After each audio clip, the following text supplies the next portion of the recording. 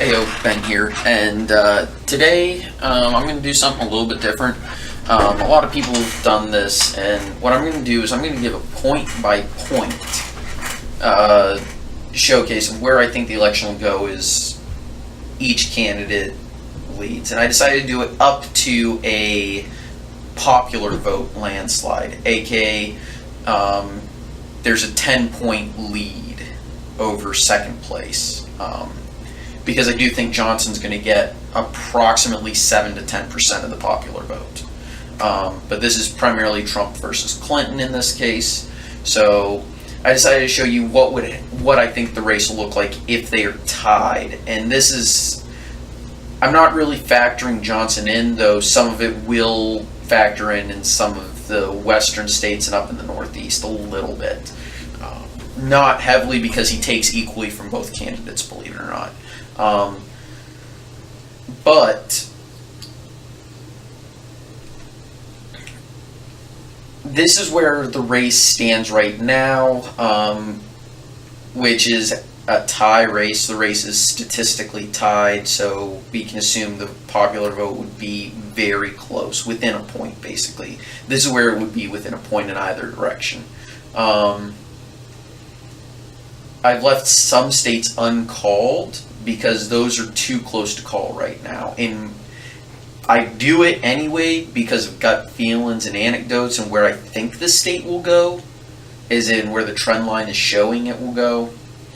But these are states that could honestly go either way. These are the true toss-up states. And the reason why I don't count Iowa as a true toss-up is because it is definitely leaning Trump this year. I'm going to leave this one up so we have a reference point when we get done with it, but first we're going to show the anatomy of a Trump landslide. Okay, so Trump gets a 1-point lead. Okay, maybe I took a leap of faith with Wisconsin,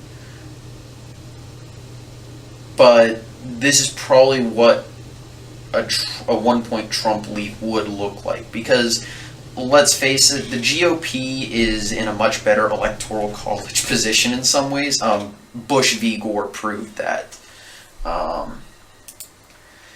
So this is what I suspect a 1-point Trump lead would look like. Again, the blank states are those that are, in my opinion, too close to call. And look at, okay, yeah.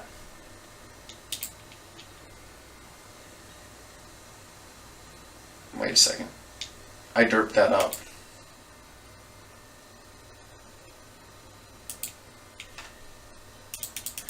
Yeah, sorry.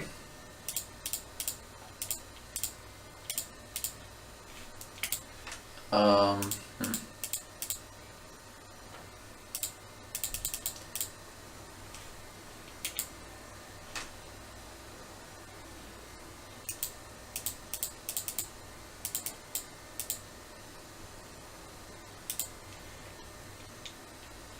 Okay, but yeah, and you'll notice that it really starts working in the north, in the Rust Belt, the industrial Midwest, as well as a little bit in the Northeast.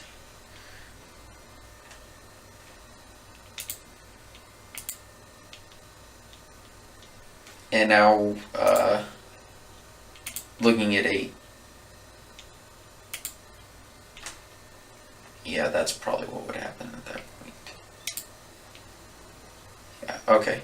So now at a 2-point Trump lead, Michigan finally falls, and some of these other states remain as they are because that's just the way I think it would go in this case. And this vote in Nebraska also starts being a little bit more likely.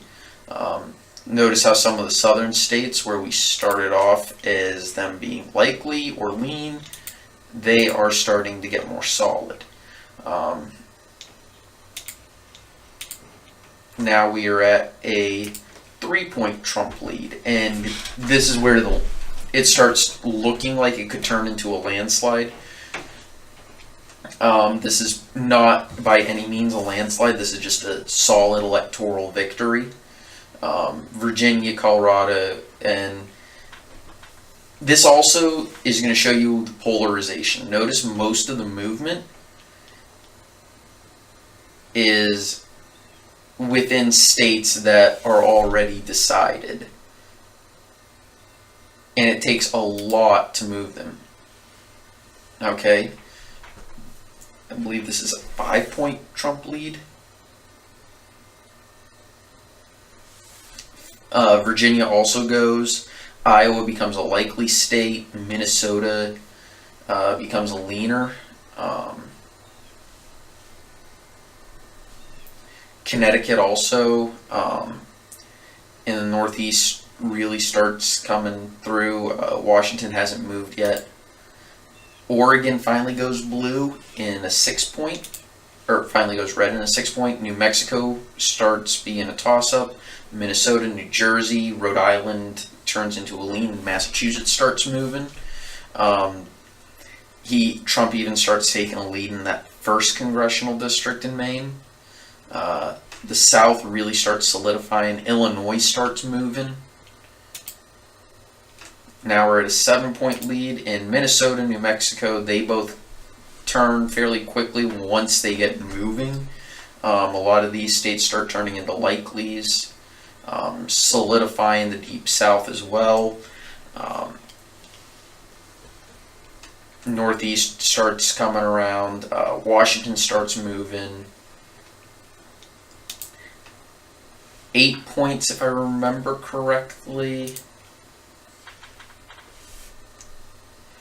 And again, just more solidifying, and again, no real movement, especially in some of the deeper blue states.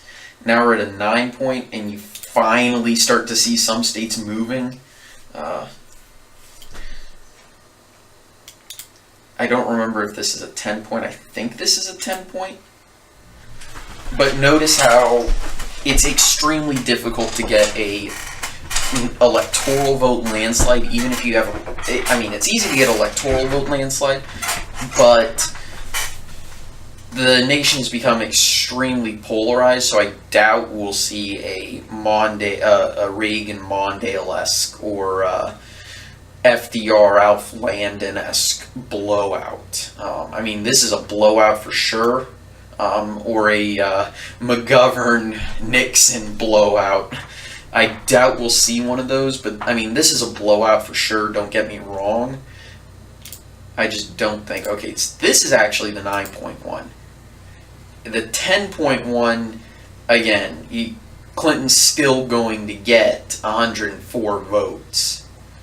Unless she absolutely crashes and burns beyond this and turns into I think if I really wanted to show you what it'd be, I think it'd be a 14-point. I think it'd have to be like a 14 or 15-point blowout for these to even be called for Trump.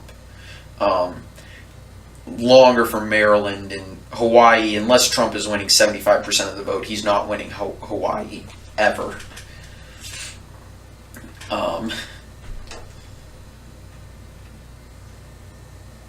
But notice how most of the map is basically safe in the bag for Trump at this point.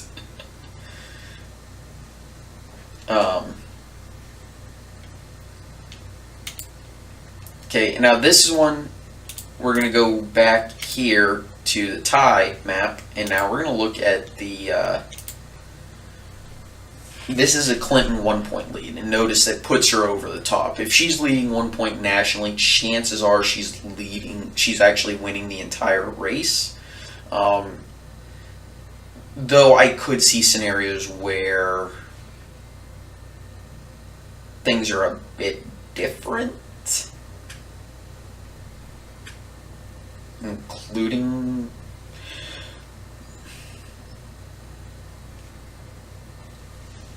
but yeah, so this isn't much different. This just added in, I believe that, oh yeah, no, I'm sorry, it made Iowa a toss-up. And it also made these leaning blue. So 2-point Clinton lead. These turn into likelies. Nevada gets called. This vote becomes a toss-up. North Carolina stays toss-up. It's toss-up, toss-up. Second congressional district in Maine also moves towards Clinton. Again, polarization is huge. Now it starts coming around. Arizona becomes toss-up. Georgia becomes toss-up. Ohio gets called for Clinton. Missouri starts leaning. Arkansas starts leaning. Reason why I haven't called Florida yet, even though it's a 3-point lead, is Obama won by 4 and Florida was within 1%. Okay, so now we move on to this, and this congressional district starts moving. This one gets called, and this is where a lot of states get called, is at the 4-point Clinton lead.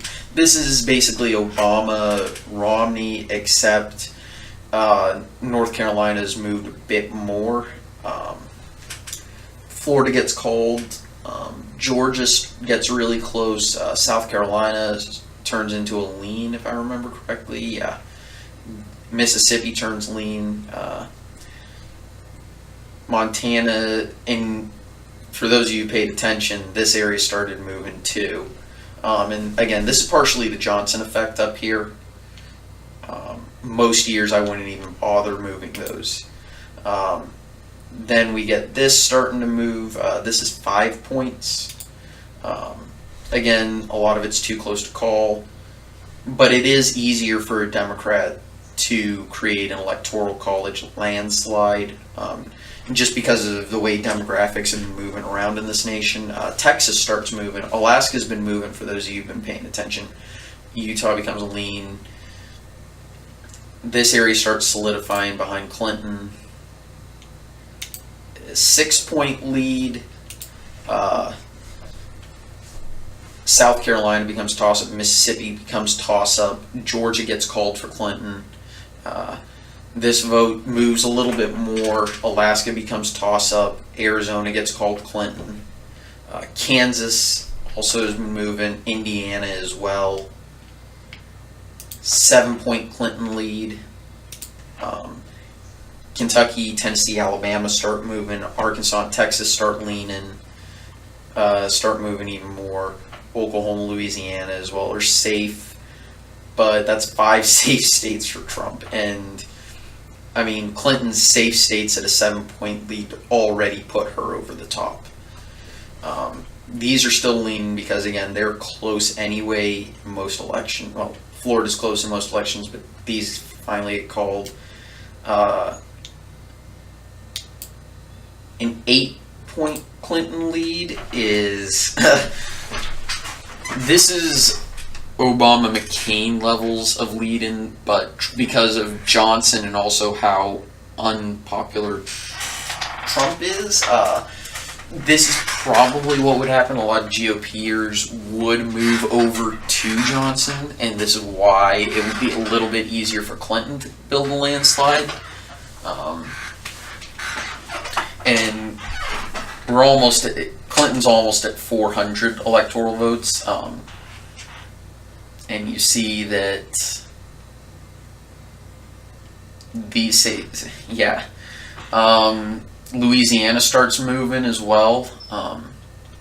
Arkansas moved to a true toss-up. These states are leaning. Montana gets called. Alaska. 9-point Clinton lead. I think the only safe states would be Oklahoma and Wyoming for Trump, as well as Nebraska's 3. Though this has turned into a toss-up, and I probably should have made this one a likely. And then at a 10-point, because Clinton would win 2 districts fairly handedly, probably, we're moving most of the state, we're moving the states 4 to her. South Dakota, Kansas, Indiana, Alabama, and Texas also move. Arkansas gets called for her. South Carolina. These states start leaning. West Virginia is lean. Idaho, or likely Idaho moves. And this is where I think the electoral landslide would stop. I mean, it would be bad it would be extremely bad, but I don't think this is what the map will look like. So the map I'm looking at, like I said,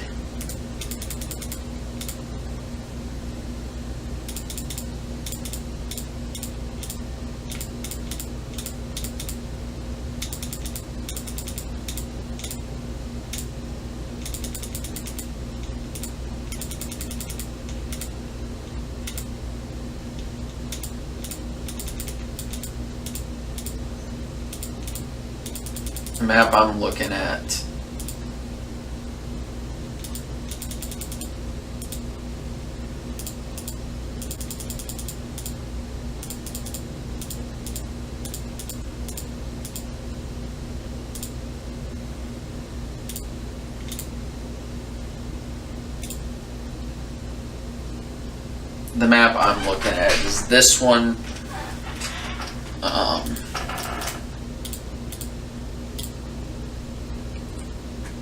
Trying to remember.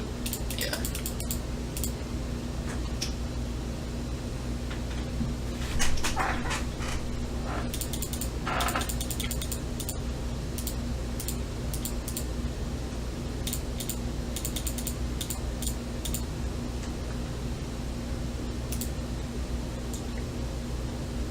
But yeah, this is the map that I'm looking at. Oops.